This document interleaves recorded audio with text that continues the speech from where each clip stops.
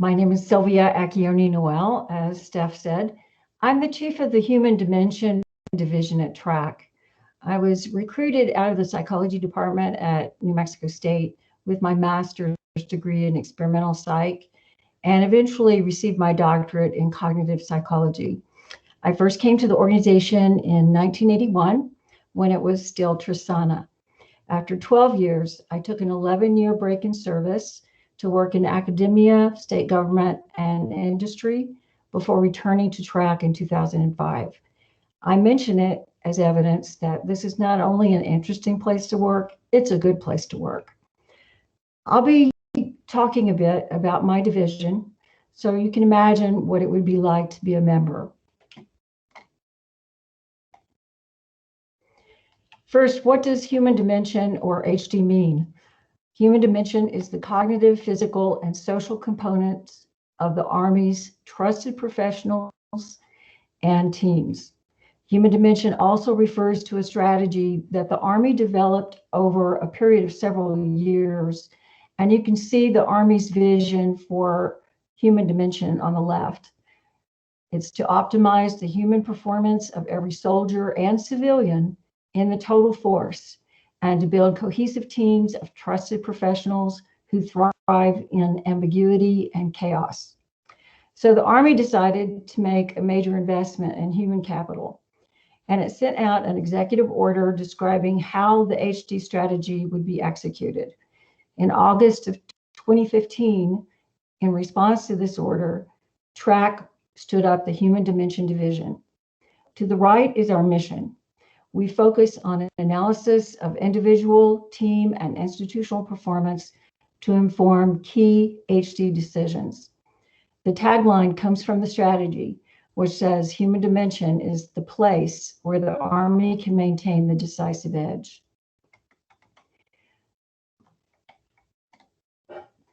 At left is a generic org chart. The division consists of operations research analysts and officers who are combat analysts, typically known as operations research systems analysts, or ORSA, the common reference we all use. As you can see from the chart, the civilians in HD division are a different kind of ORSA in that we all have at least one psychology degree.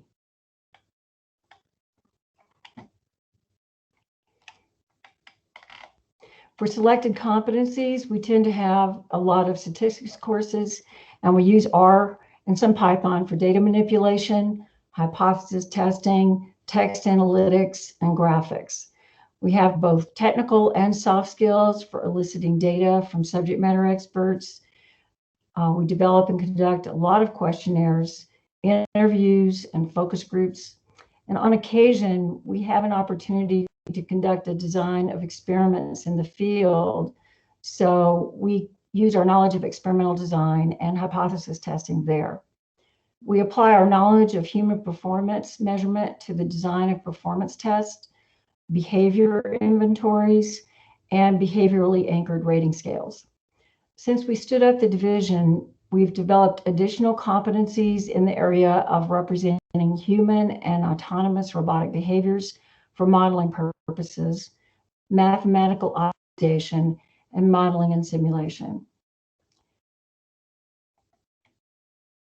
TRAC has what we call a mission essential task list, or METAL, and HD division is no different. As mentioned before, we inform key HD decisions, and we look at cognitive, social, and physical performance. As highlighted, we assess training methods, technologies, and team dynamics. We develop and apply conceptual models and frameworks to support HD concepts and requirements. We inform the integration of HD representation in models, and we research, develop, and maintain new analytic methods and measures for HD issues. On the next slide, I'll crosswalk the highlighted terms with descriptions of our studies to illustrate the wide variety of studies that we do.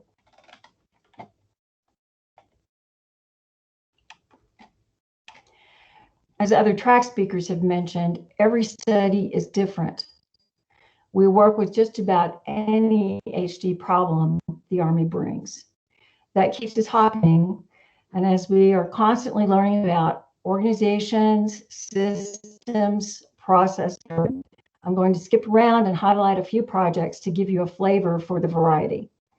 An example of cognitive performance issues is study number 10. This study is seeking to enable smaller crews to operate a new concept for a weapon system.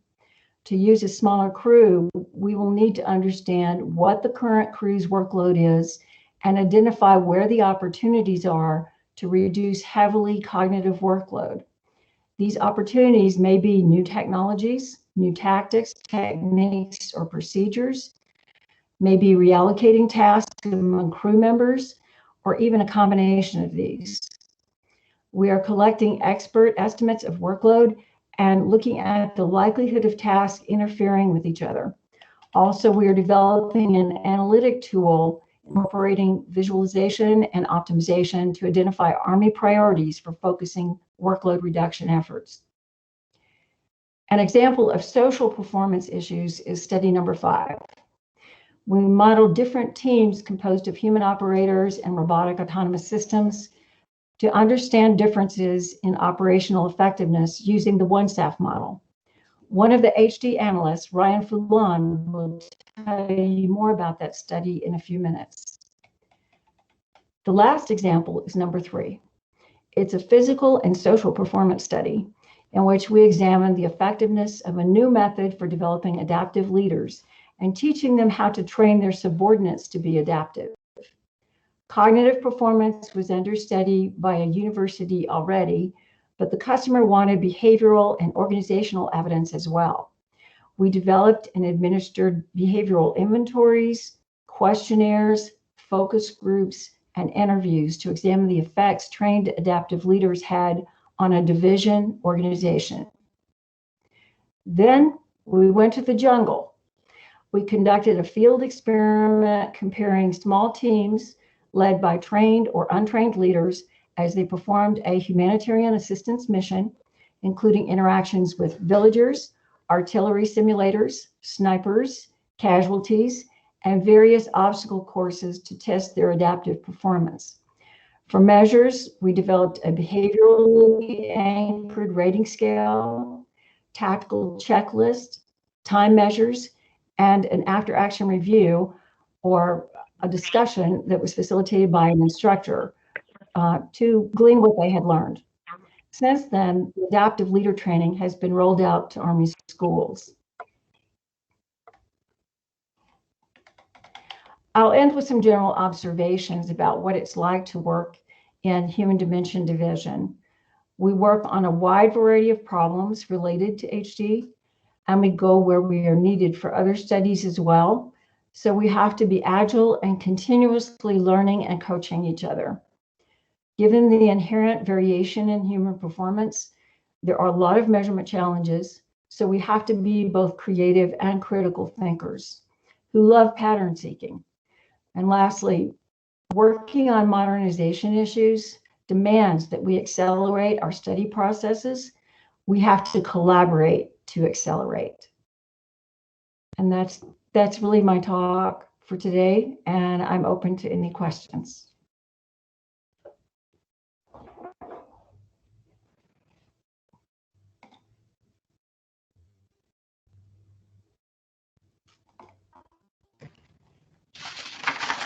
So Sylvia, this is Steph. Yes.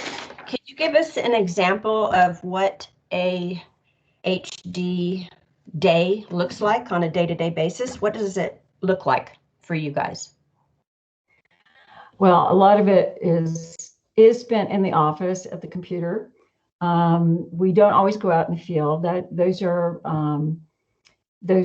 Those do happen, but it's not every day that we get to do something out in the jungle, so to speak, in the mud and the rain, and that's a glorious thing. But we are usually at our desk, at laptops or desktops, and we are developing methods for collecting data about soldiers. And I would say a lot of that time, a significant portion of that time, is developing the instruments that we need to collect the data. There's just no standardized measures out there. For the most part, we have to develop our own. It's very custom to the problems that the Army brings to us. So we do some literature search. We discuss as a team, and we begin developing those instruments. Sometimes we have to bring in subject matter experts to help us with that, because it requires domain knowledge that they have about a system. And some of these training related studies can do a very deep dive on the tasks that are required. So that's one aspect of what we do during a day. Once we go out and collect our own data, a lot of that, because of COVID, has been virtual this past year. But hopefully we'll get back on the road pretty soon, and we'll be able to collect as needed. Right now, we're doing pretty well in the virtual environment. So we work over Teams. A different version of Teams is what we're migrating to. And that way we can work back and forth with our subject matter experts and other organizations that we need to collaborate with on the study. And that's how we share information back and forth and meet.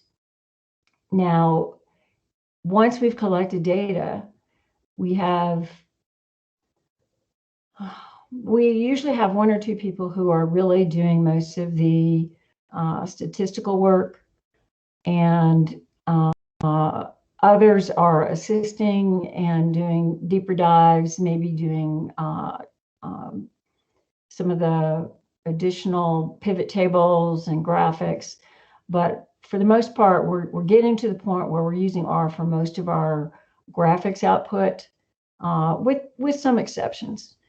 And let's see, what else?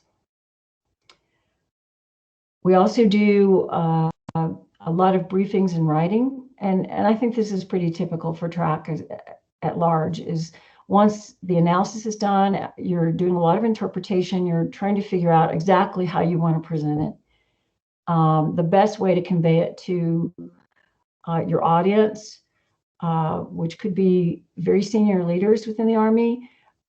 It could be a center of excellence, any of the centers of excellence, like maneuver, for example. And it could be someone in air defense. We've done some air defense studies, which is not HD related right now, but it could be if they ask the right questions. So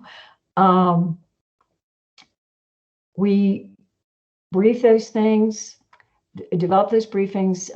We're required to be strong orally and in writing, and then we develop a written report, and that's a big effort, actually. It goes through some reviews, and we develop excellent products, written products, and then they're published, usually to DTIC. Anything else? Hey, good morning, Sylvia. This is Cheeto. Hey, I was just wondering, what would you, what characteristics do you think the ideal candidate for an HD employee or member, what would they have? Like, what would their background be? What kind of skill set would you like them to have? Well, I don't know if you can still see my slides. Yes, we see the education. Okay. Well, I think it really helps to be highly quantitative. Having a statistical background is very important. But I would say having a background in human performance theory and methodology is good. Having a background in psychological test and measurement would be nice to have. Most of our people, well, everyone in our group has at least one psychology degree.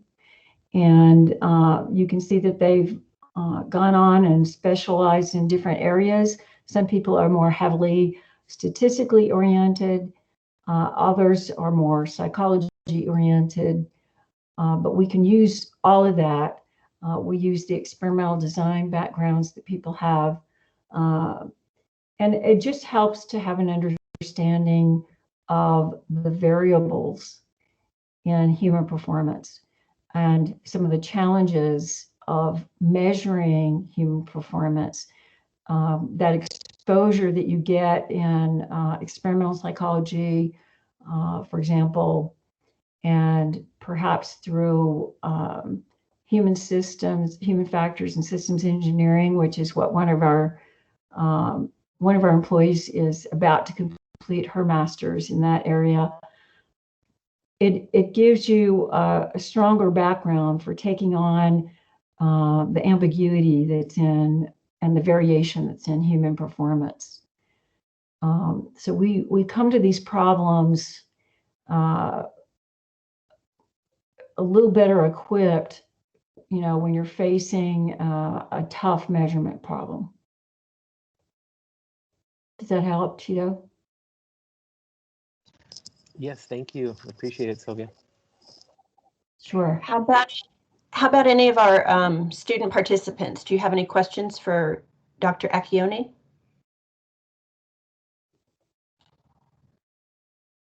Hi, Alberto. Hello.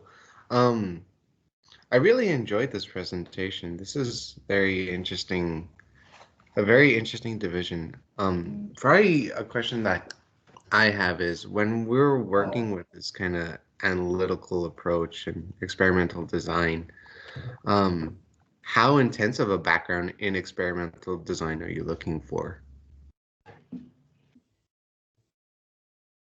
Well, I think you know, if you had a class in it, or perhaps through a laboratory environment, you've had some experience with it. That is going to help you. Let me just say that I took stats in both the psych department and in the agricultural department, and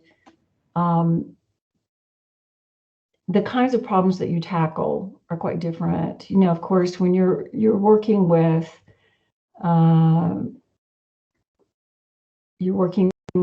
genetics, you know, the breeding of plants and that kind of thing, and you're doing different experimental work in the agricultural world, it's much more controlled, and so you're dealing more with counts, simple counts of things that you can reach out and touch. Okay, it's more tangible. In the psychological environment, sometimes we're dealing with more difficult things, constructs. You can't see them, you can't reach out and touch them, but we have to find a way to measure them. And that's where literature search comes in, and then we do our best to construct something to develop an instrument that will get at that construct. We don't have the luxury of super controlled experiments because we're talking about being out in the field, and you know, from an ethical standpoint, we can't hyper control everything because we're talking about humans, right? Mm-hmm. So we have to take all of the variables that are happening in the environment, and we control what we can. We randomly assign soldiers to groups to the extent that we can, and that doesn't always work out because unit integrity is very important.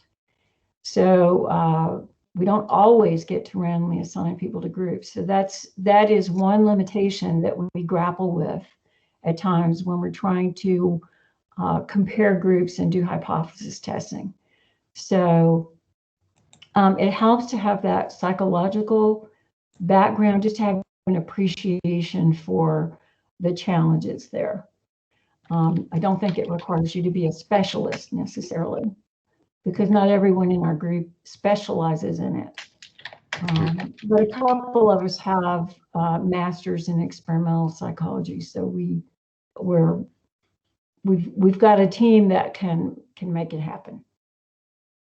Well, thank you for that. Sure.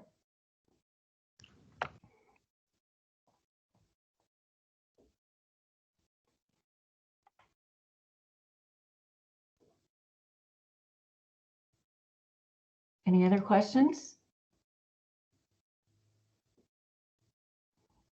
So Sylvia, this is Stephanie again. Sure. Can you discuss a little bit how your skill set is brought to bear on maybe a study at a different division or a different directorate? How much matrixing is done with the skill set in this group? Because you are pretty well unique in your capabilities. Well,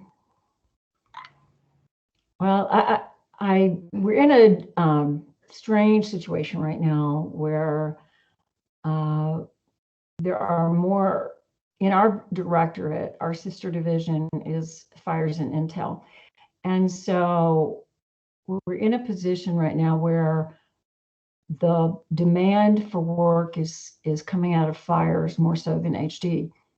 So we have to be agile enough to get up to speed on new topics and looking at problems that are outside of the human dimension realm. So we take some of the R skills and the Python skills. We also take some of our HD knowledge and apply it to those problems. We have a different perspective. We don't always get to think about HD, but we get matrixed out sometimes to these other projects. And right now, my team is kind of spread all over. We're working with a couple of fire studies. We have people in training right now who are completing ORSAMAC. We have one person in ORSAMAC. We have another person that did several month rotation to the cost division, who's learning a bunch there and also finishing her master's. So very busy person. And so we're constantly looking to expand our capability. And I think that's true for everyone at TRAC, but it's been a very strong emphasis of mine to get people to do a lot of self-development. So in my current effort is I'm leading a team that is matrixed out of our directorate from our two divisions and from another directorate. I'm actually working for another directorate chief right now on this particular project. And it is a human dimension problem. And that's the workload problem that I talked about a minute ago. And so we might have to go anywhere within the organization and partner, and not just at White Sands. We might be partnering across the centers, across the TRAC centers, and that happens quite a bit throughout TRAC. Does that get at your question? Yep, absolutely. Okay. Any other questions from our students?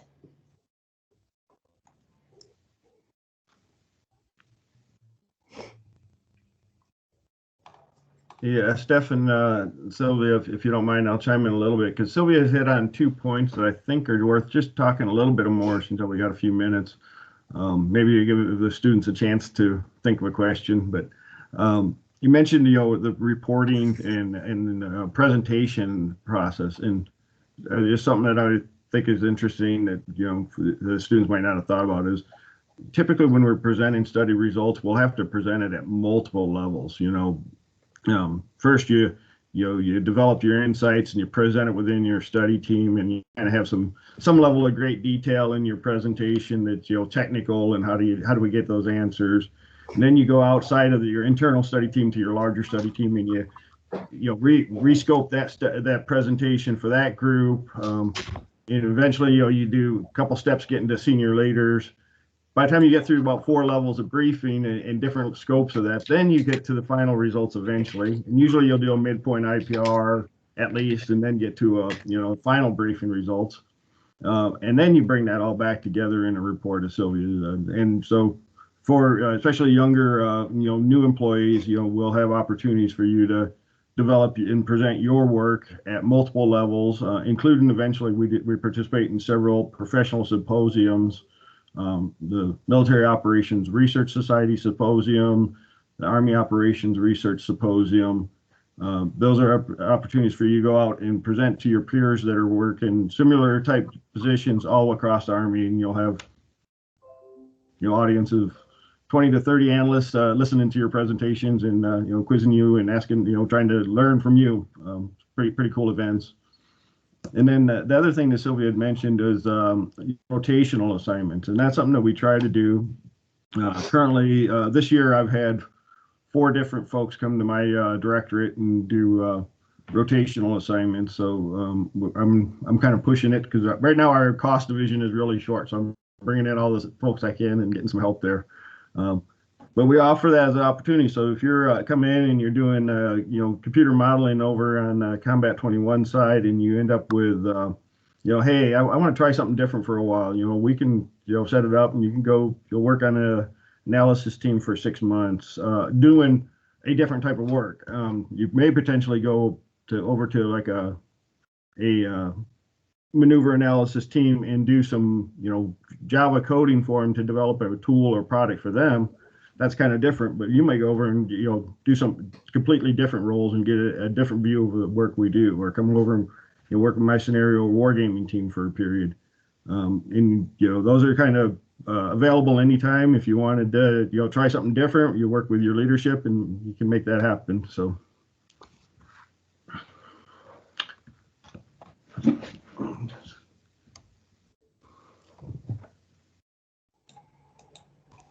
Thank you, Rick, for interjecting that perspective. That's a great thing to share with the students. Ryan, if you want to go ahead and pull up your presentation, we can start that on time.